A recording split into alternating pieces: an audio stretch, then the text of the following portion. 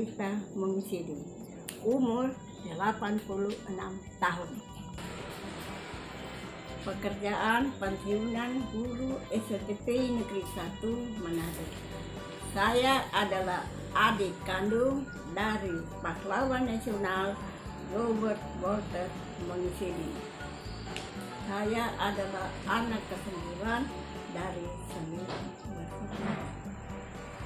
Masih hidup sekarang sisa 2 orang. Saya sendiri dan adikku Robi Herman Mengisidi, Letkol Purnawirawan TNI Angkatan Darat.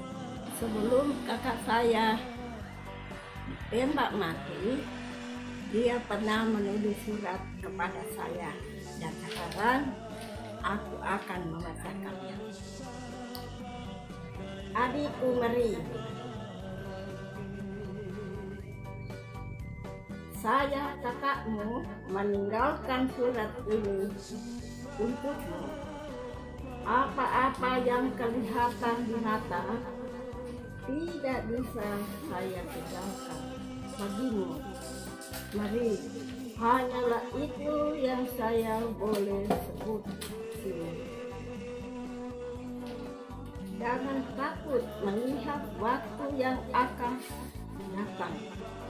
Saya telah turut membersihkan jalan-jalan bagi kamu. Ya. Bagi adik-adik, walaupun tenagaku belum semua dikeluarkan, jangan berhenti mengumpul pengetahuan supaya kepercayaan kepada diri sendiri tetap ada, pun dengan kepercayaan itu kepada Tuhan janganlah ditinggalkan.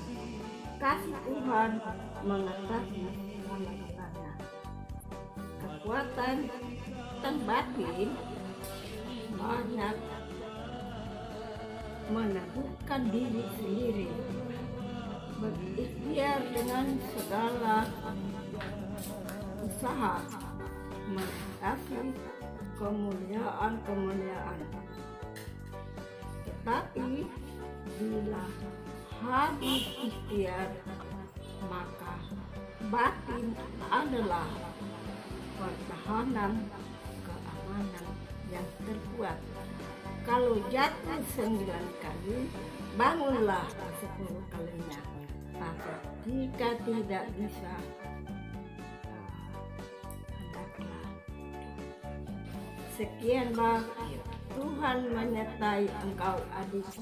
Makassar, 3 September 1949. Kakakmu. Nama saya Robi Herman Mengisidi, adik dari Walter yang ke-10. Yang sebelah kanan ini adalah kakak saya, jadi namanya Meri. Sudah Meri baru saya. Bagaimana diketahui bahwa ayah dan ibu kami ayah bernama Petrus Mengisidi, ibu bernama Lina Suawa.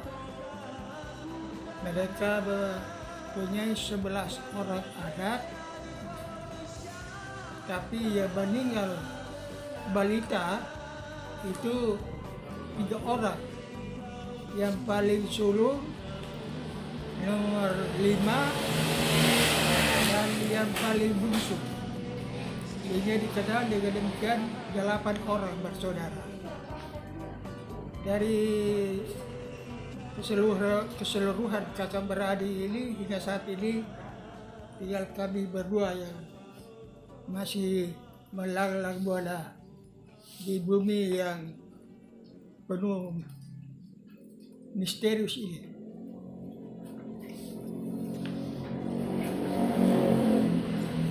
Dalam rangka memperingati 72 tahun gugurnya pahlawan nasional Robert Walter Mengisidi, yaitu tanggal 5 September 49 dan 5 September 2021.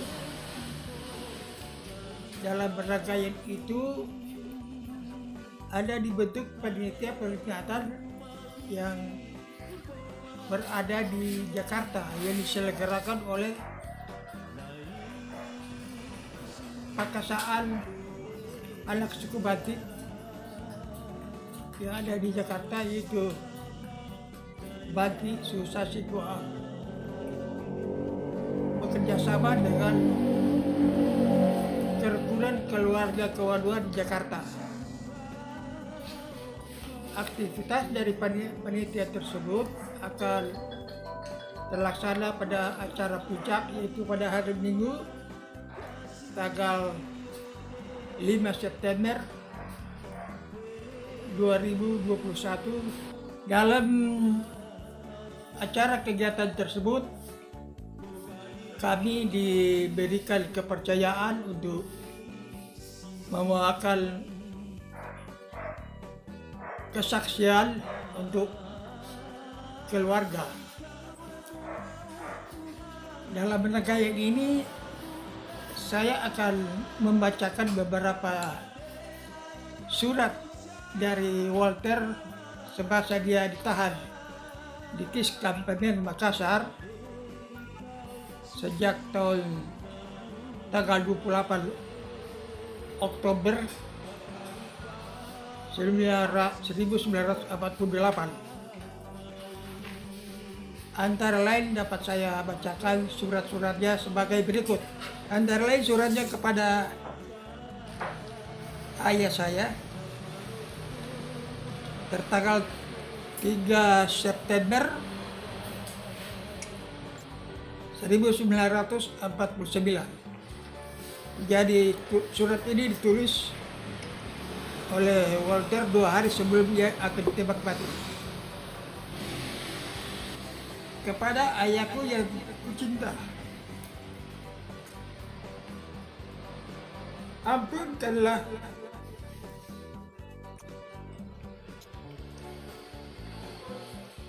segala kesalahan keduniaan terhadap saya. Pekerjaan sekarang belum selesai, tetapi Tuhan telah memanggil padaku. Hukuman bagi saya dijatuhkan oleh pihak Belanda, tetapi sudah ternyata inilah jasa masyarakat untuk saya adalah kurang baik bila masyarakat bersetuju dengan hukuman itu.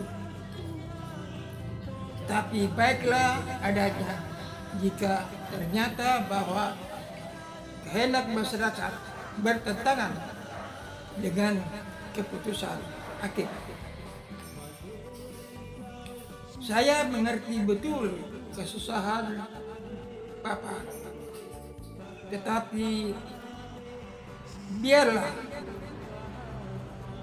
ini pun dipandanglah sebagai korban untuk bangsa. Tidak pantas saya menunjuk jalan supaya Bapak mendapat penghiburan, sebab Bapak sendirilah yang lebih mengetahui dariku. Makassar, 3 September 1949. Hormat dari saya, Bote. Suratnya kepada adiknya Kori sebagai berikut. Saya bangga sekali apabila Kori mendapat kemajuan terus di dalam bangku sekolah. Dan saya percaya bahwa Kori mendapat kemajuan ini juga walaupun di dalam pergaulan di rumah atau di kedal sekolah, ilmu yang harus diketahui kita hingga umur kita telah beratus tahun tidak akan habis. Tetapi untuk mengetahui hal-hal kekal, walaupun kita masih kecil, sudah kita ketahui dengan perentaraan agama dan kuasa Tuhan. Hal-hal mengenai kekal ini sedari kecilnya sudah kita rasai, biarpun kiraan kita belum tahu uraiannya. Peliharalah hal-hal ini. Sebagai pernah saya baca dalam riwayat hidup Carvel Amerika Serikat, demikianlah saya kutip kalimat dari dalamnya itu. Jadilah engkau adikku sebagai pohon yang rindang, yang kuat akar-akarnya, yang kokoh batang dan cabang-cabangnya, hingga ke ranting-rantingnya, supaya menjadi tempat burung bertelur dan orang yang lalu mendapat keteduhan dan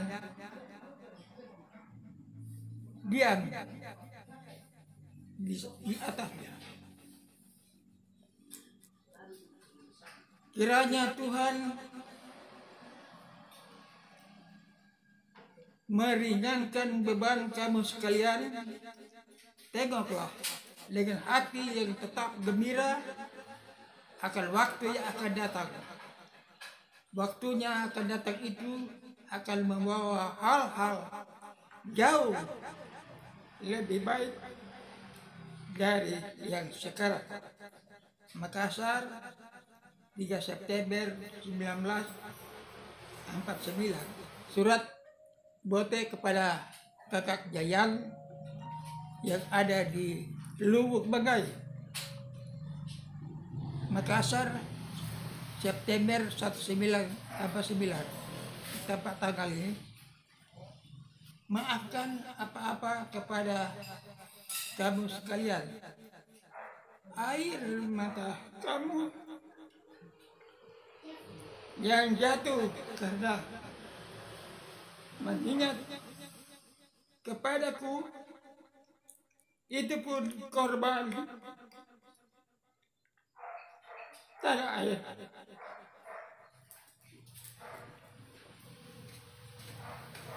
Perasaan kesedihan kamu sekalian, itu pun korban bagi tanah air. Saya telah relakan diriku menjadi korban dengan penuh keinsafan, memenuhi kewajiban buat masyarakat kini dan yang akan datang. Pengertian tanah air Indonesia buat saya sendiri hampir-hampir saja sebagai suatu wujud yang berbentuk nyata sekali. Saya percaya, saya penuh percaya bahwa berkorban untuk tanah air mendekati pengenalan kepada Tuhan yang Maha Esa. Betapa kasihku kepada kamu sekalian dan kepada sukuku dan bangsaku. Tidaklah ku dapat katakan dengan kata-kata hormat kepada sekalian. Bote surat kepada adiknya Opi, yaitu Makassar, September 49, tanpa tanggal. Saya kakakmu, tetap kakakmu, hingga suratku terakhir. Belum pernah saya memberi apa-apa langsung kepadamu. Saya memakai jalan yang lain, yang lebih besar. Apa yang saya bisa tinggalkan hanya rohku saja, yaitu roh setia hingga terakhir pada tanah air, dan tidak mundur sekalipun menemui rintangan apapun menuju cita-cita kebangsaan yang tetap. Terbatas dari segala pikiran ini, junjunganku senantiasa Tuhan yang Maha Kuasa. Dan dengan kepercayaan yang tersebut, belakangan ini sangguplah saya tahan segala-galanya. Teguh iman di dalam kesukaran, tenang ketika keadaan sederhana, dan tidak melupakan kenalan-kenalan jika berada dalam kebutuhan. Ingatlah adikku, bahwa kepergianku ini bukan jalan yang berbeda dengan yang lain. Perpisahan duniawi membawa manusia masuk ke pertemuan yang kekal. Sekalipun begitu, gembira dalam hidup, sebab itu pun Allah adalah pemberian Tuhan yang tertinggi di dunia.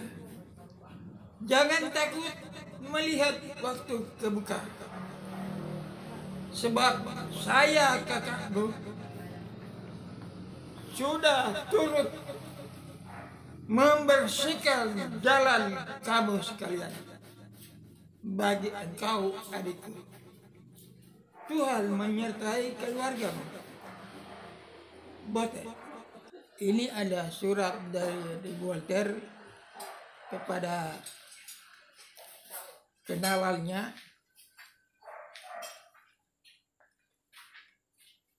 yang dialamatkan kepada Mili Ratulagi, Cikini 31 Jakarta. Kesempatan yang ada padaku, ini surat ini ditujukan kepada Ines M, dialamatkan kepada Mili Ratulagi, Cikini 31 Jakarta. Surat ini tidak ada tanggalnya, tapi pada bulan-bulan September. Kesempatan yang ada padaku di waktu lalu tidak saya pakai untuk menulis surat padamu, tetapi sebab-sebabnya tentu saudara sendiri ketahui. Entah ini adalah tetap kesalahan jika saat terakhir ini tidak saya pergunakan untuk menulis kata-kata perpisahan dengan saudari. Sikap saudari telah banyak menyumbangkan keteguhan rohani padaku. Atas hal mana tidak lupa saya mengatakan terima kasihku. Sekian saja dari saya, Voltaire. Ada suratnya untuk adiknya Ruth. Surat ini tidak ada tanggal. Sebagai berikut bunyinya. Adikku Ruth, betapa saya mengasihi padamu.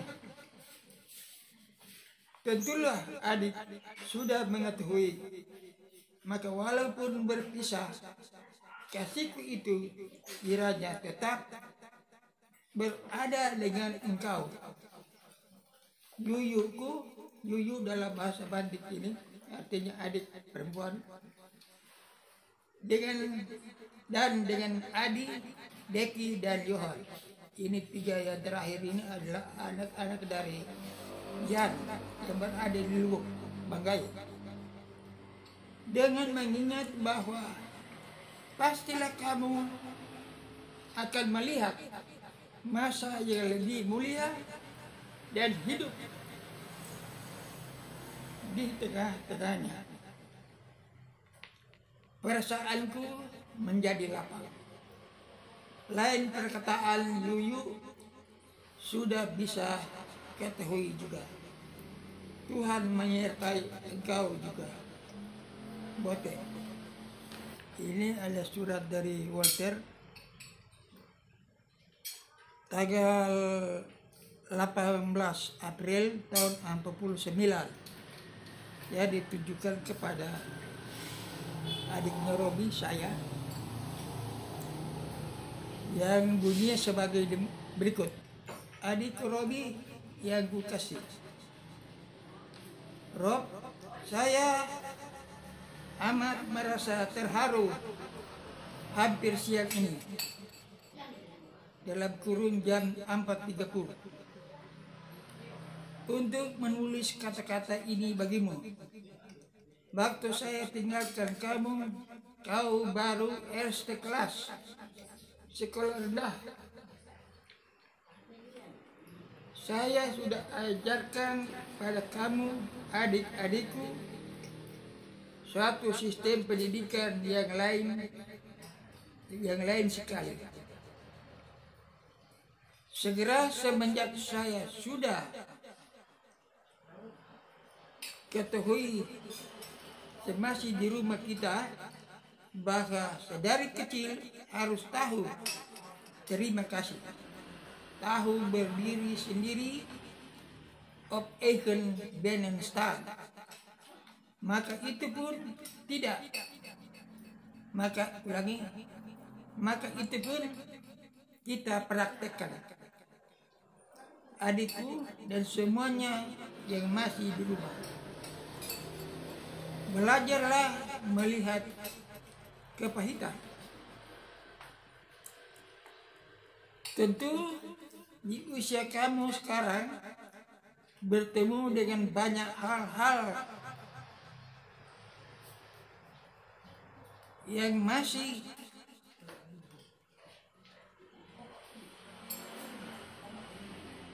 kurang dimengerti. Banyak timbul pertanyaan, apa sebab, untuk apa, kemana. Belajarlah berpikir jauh dan dalam.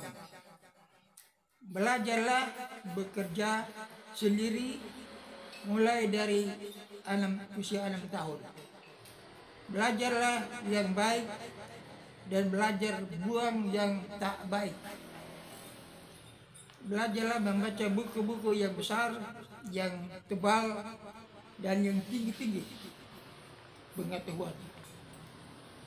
Tanyalah pada kakak Bu Oce apa yang tak dimengerti,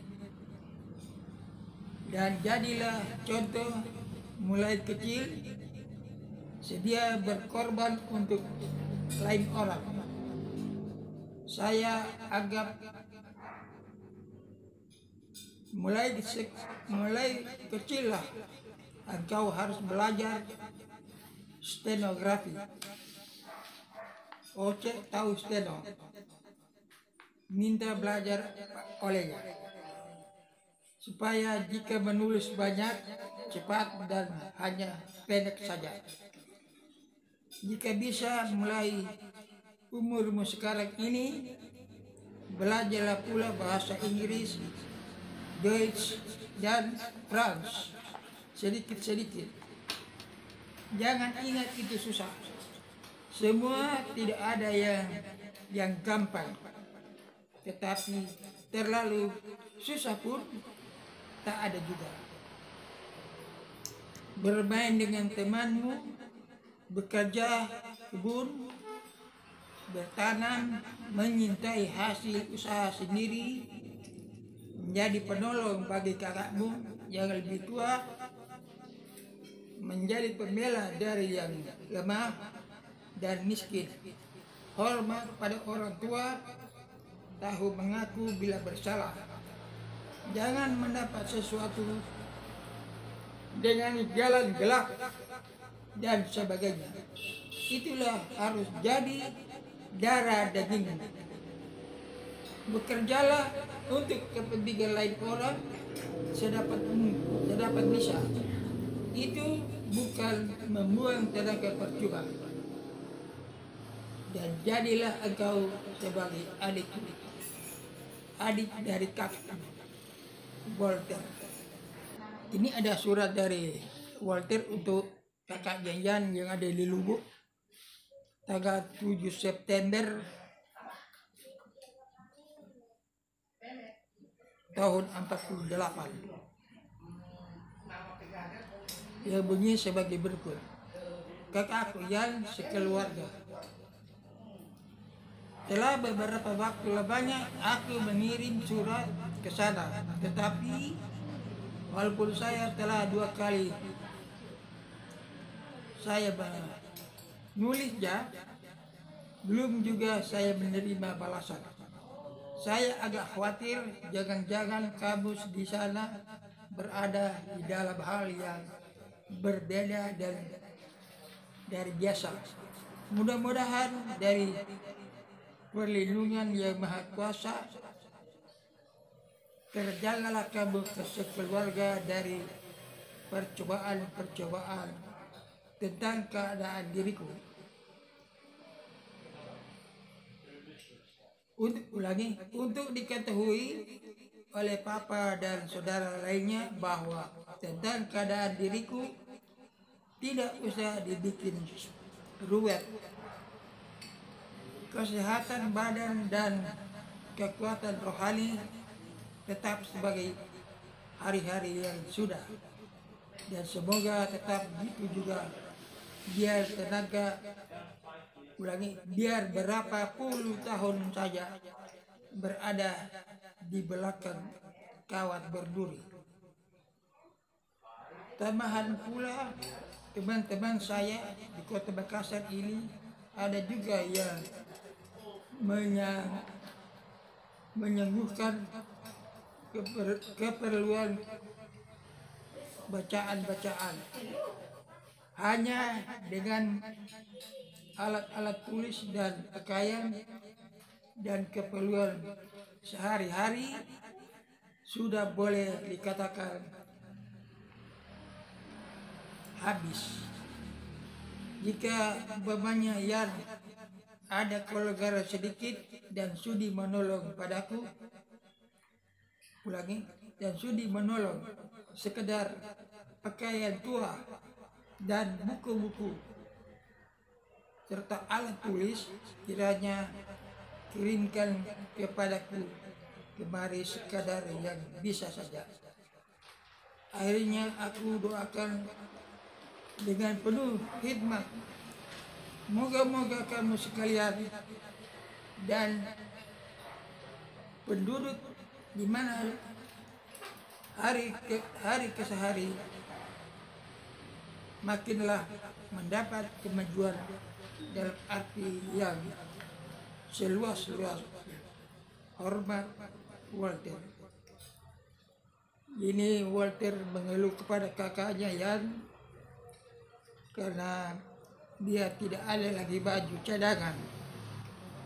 Jadi dia minta kepada kakaknya Yan, kalau ada kirimkan pakaian, biarpun pakaian bekas, kalau ada tolong dikirimkan padanya. Jadi Walter itu selama dalam tahanan betul-betul miskin sekali. Baju sangat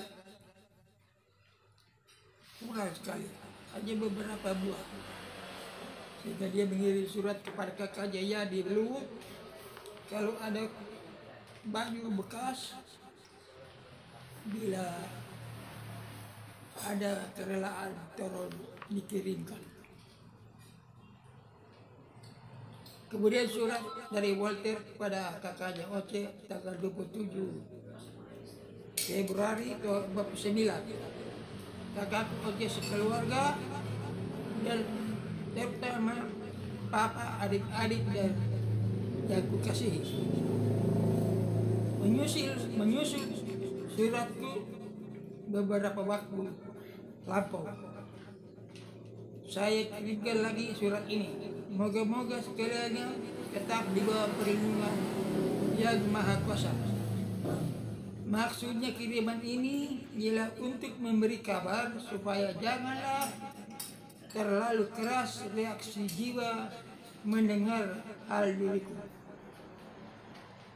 Sebab tentu sudah dengar dari pengumuman radio atau pers bahwa saya akan ditembak mati. Warta ini memang betul. Segala komentar atas hal ini serta perkataan untuk membela diri sendiri tidak usah dan tidak mau saya ucapkan. Hanyalah yang saya katakan bahwa keyakinanku semakin kuat sejak kemarin. Bila semata-mata untuk kepentingan sendiri, barangkali sudahlah saya tak bisa bergerak lagi karena habis kekuatan.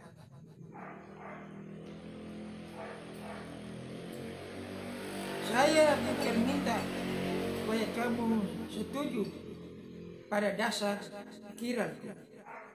Hanyalah sekedar beritakan bahwa berbesar hati saya karena ketakutan terhadap maut telah hilang padaku. Disebabkan keyakinanku berbuat baik dan iman yang teguh kepada Tuhan pun tidak saya minta gerasi, jatuh atau bangun tidak usah saya cari dari manusia. Sebab walaupun bagaimana keadilan tidak ada di dunia. Manusia hanya alat dari keadilan. Dan keadilan itulah pada Tuhan sendiri. Sekali saya minta gerasi,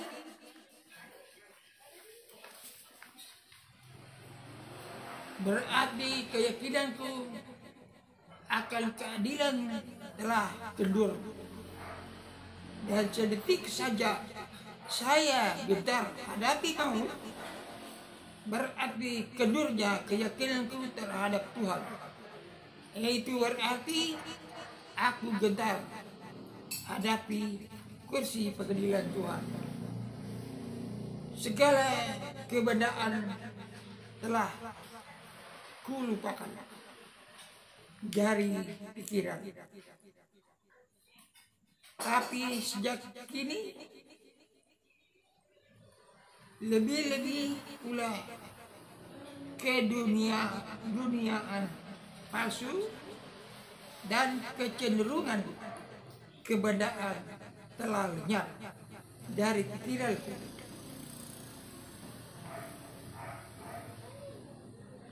Yang sisa sekarang ialah iman dan keyakinan. Mudah-mudahan tetaplah saya berteguh kepada kedua asas ini, yang mana telah menyebabkan kekuatan batin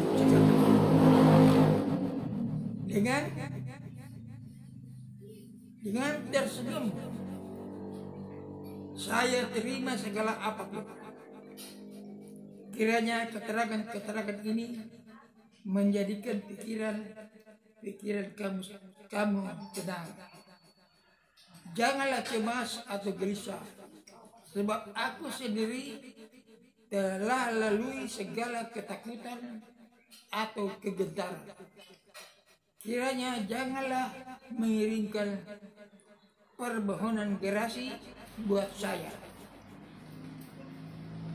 sebab ini semata-mata di bawah pertanggungan saya, serta saya pun telah menolak gerasinya. Bila masih sempat dan juga bila masih ada kertas tulis, mudah-mudahan nanti akan saya kirimkan berita lain sekali lagi. Sekali lagi, janganlah susah pasal diriku, sebab pihak saya sendiri malah semakin tebal iman dan keyakinan. Doaku senantiasa untuk keselamatan kamu sekalian dan umumnya bagi sekalian bangsaku yang kucinta.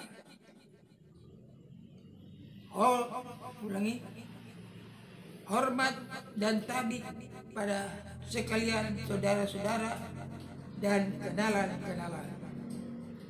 Papa, secara anak saya mengucap banyak terima kasih atas Papa punya penjagaan dan lain-lain padaku.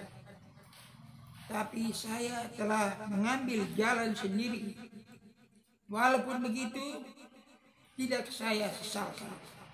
Karena itulah hidup. Jatuh atau bangkit dengan pikiran, akal, dan keyakinan seseorang sendiri. Mohon ampun, mohon sampaikan pada Yan dan lain-lain, sebab tidak ada kertas saya untuk beri kabarnya.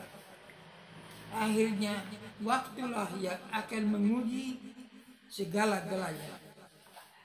Tuhan sertai kamu sekalian. Salam, Walter.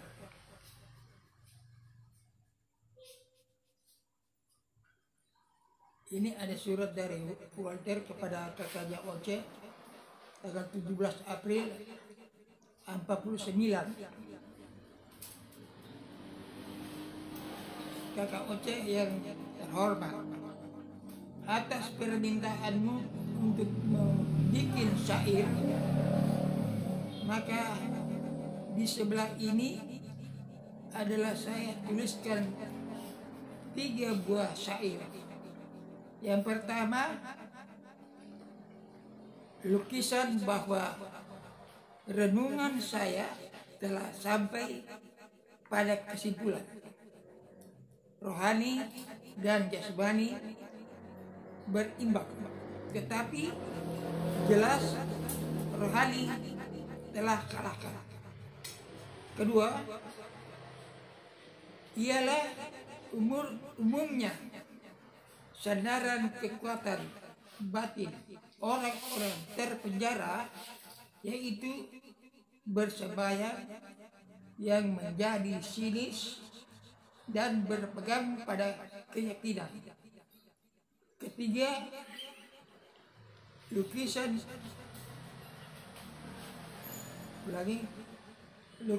usaha mempertahankan kesucian batin.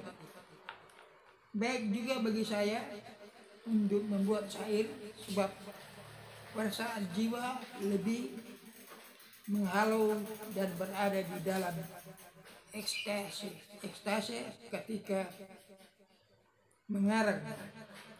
Jika saya masih sanggup mengeluarkan buah renungan walaupun sederhana begini, kiranya itulah yang buktiku juga. Itulah yang baktiku juga, bahwa baik akal maupun perasaan serta segala anggota jasmani tetap teguh. Dengan keterangan ini pula lah harapanku supaya jangan keadaanku terlalu disusahkan oleh saudara-saudara selain.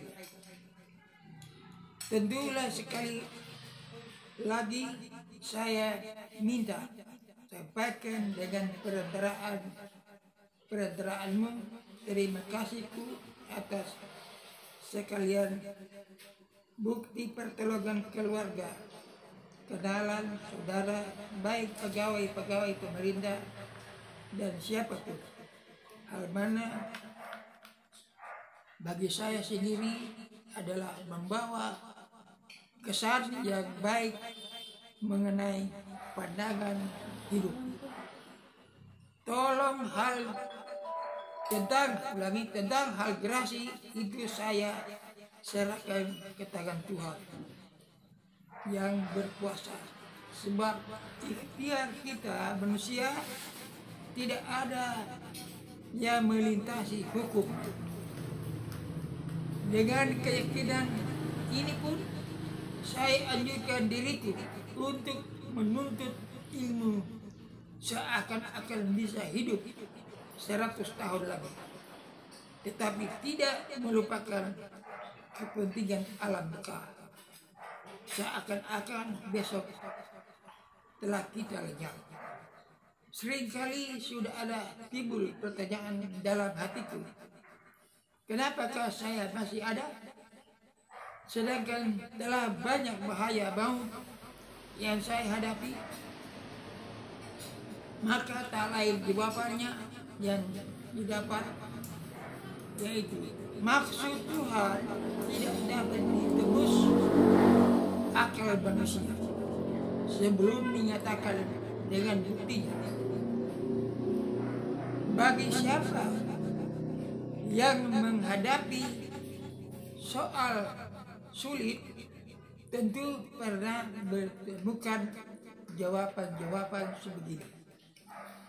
Ujian yang betul-betul paling berat bagi manusia ialah soal waktu dan maut.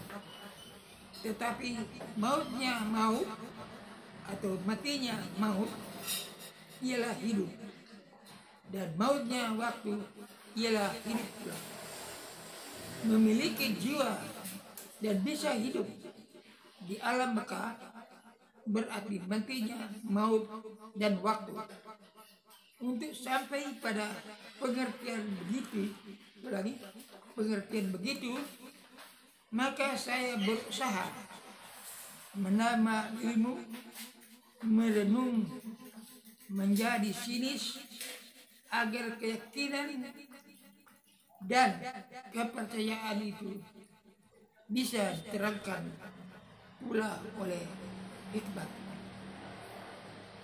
Akhirnya atas nasihat Oce sendiri untuk taat pada pemerintah sekarang, nasihat ayah yang saya junjung tinggi, nasihat Anton untuk